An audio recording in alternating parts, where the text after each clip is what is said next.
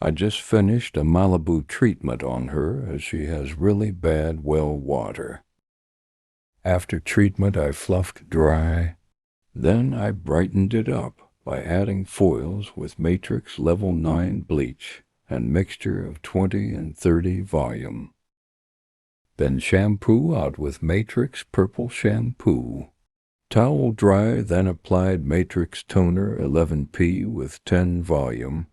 20 more minutes, shampoo with BioAge Color Safe Shampoo. Then sprayed it to 10 leave-in conditioner, along with Kenra Blow Dry Spray. Also applied Elaplex No. 6 with drop of Paul Mitchell Super Skinny Serum. Guest wanted about 3 inches off with slightly longer in front. I then added some soft layers. Blow-dried in style. Guest is very happy. Now I will add some soft music.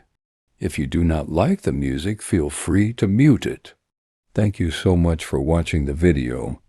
Please share and like.